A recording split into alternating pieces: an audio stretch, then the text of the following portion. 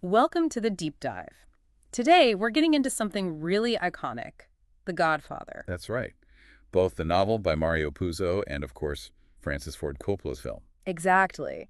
And if you've ever wondered, why this story still resonates so much, why it feels so baked into our culture, well, you're in the right spot. We've been looking at this great comparison, sort of a review of the book and the film. Yeah, and our goal today, our mission, if you will, is to dig a bit deeper than just the plot. Right. We want to explore how Coppola really managed to translate Puzo's huge saga into this visceral cinematic thing. And uncover maybe some surprising bits along the way, give you a richer feel for both the book and the movie. It's more than just adapting it, isn't it? It's like Okay. how one art form really talks to another. Yeah. And what's really key, I think, is how Coppola captured the soul of it all, not just the story beat. The emotional core, the family, loyalty, betrayal, Hmm. all that heavy stuff. Let's start right there, actually. That comparison we looked at really hits this hard. It wasn't just, ticking boxes from the book.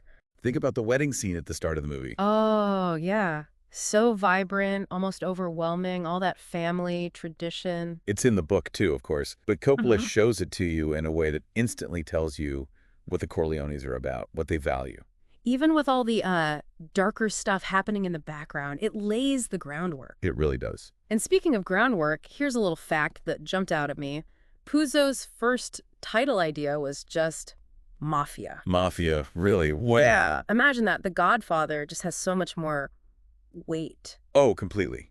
Mafia is so blunt, almost like a documentary title, The Godfather, that suggests power, patriarchy, something deeper than just crime. It changes how you even approach the story, right? Totally. And think about Coppola's opening in the film. That line, I believe in America. Bonasera says it. Right, but it's not the first line in the book, is it? No. Coppola put it right up front. It immediately sets up that core tension, the American dream versus the difficult reality for immigrants, pushing some into the shadows. Yeah. So right from frame one, he's layering themes. Exactly. You see it immediately. Okay, so thinking about the film, you can't not talk about Marlon Brando as Don Vito. Oh, absolutely essential. The review we read calls it a stroke of genius, and it's hard to argue.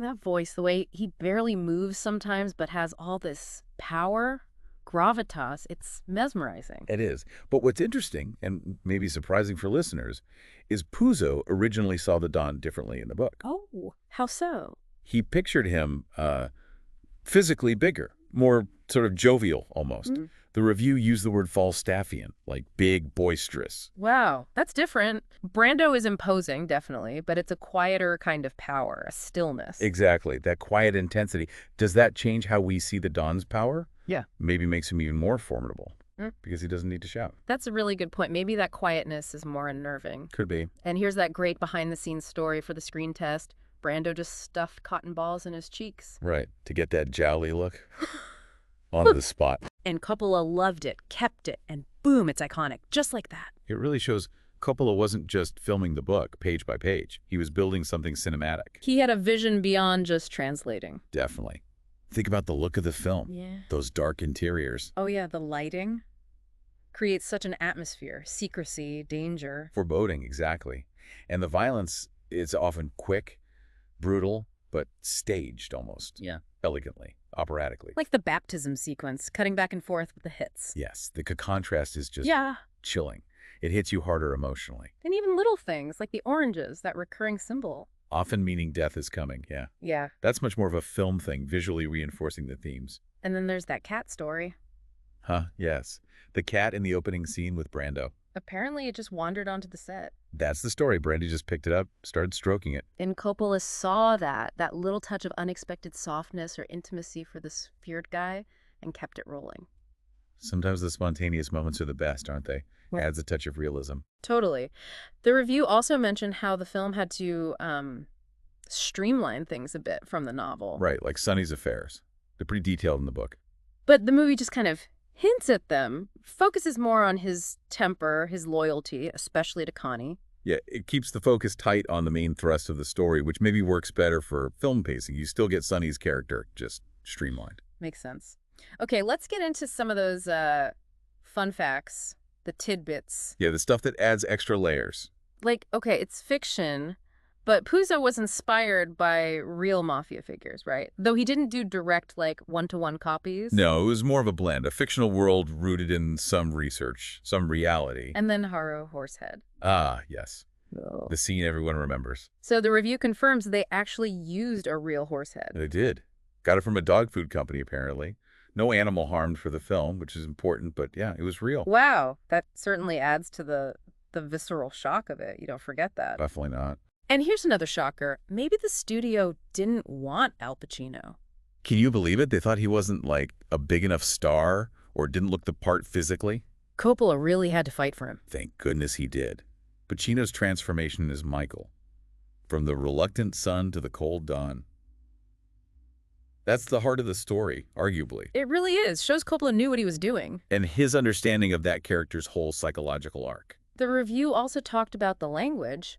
Puzo used authentic mafia slang. Yeah, words like consigliere, capo regime, omerta. And Coppola just wove them straight into the dialogue. And now, those words are practically mainstream, shows the cultural impact. They really are part of the language now. Okay, lastly, the ending. There's a difference there, too. Yeah, a key one. The film's ending is pretty definitive, isn't it? Michael fully embracing the role. That final door closing on Kay. It's chilling. Haunting, yeah. The book's ending, according to the comparison, is a bit more ambiguous about how completely Michael has gone to the dark side, so to speak. Ah, okay. So Coppola made a strong choice there. More tragic, maybe. Arguably, yeah. A very powerful cinematic statement. So when you put it all together, the adaptation, the performances, the direction. You really see why it's more than just a gangster movie. Right. It's about these huge themes. Family, loyalty, power, the immigrant experience. Things that are still incredibly relevant today. Universal themes. Absolutely. It's that combination, Puzo's story and Coppola's vision, that makes it timeless. And like the review suggests, you can go back to the book or the film again and again. And find new things, new layers you didn't notice before. Definitely. So wrapping this up, I think the big takeaway is just how brilliantly Coppola translated the essence of the novel. Not just the plot, but the feeling, the themes. Exactly. Using everything cinema offers, casting, visuals, pacing, to create something that stands right alongside the book. Yeah. Each makes the other richer, really. Well said. And maybe a final thought for everyone listening to mull over. Considering everything, the faithfulness, Brando, Pacino, Coppola's style, the changes from the book, what part of that whole transformation from page to screen do you find the most powerful or the most interesting? That's a good question. And how do those themes we talked about, family, power, loyalty, corruption, how do they land for you now in today's world? Yeah. Maybe check out the book or watch the film again with some of this in mind. You might see it in a whole new light. Absolutely. Thanks for taking the deep dive with us today.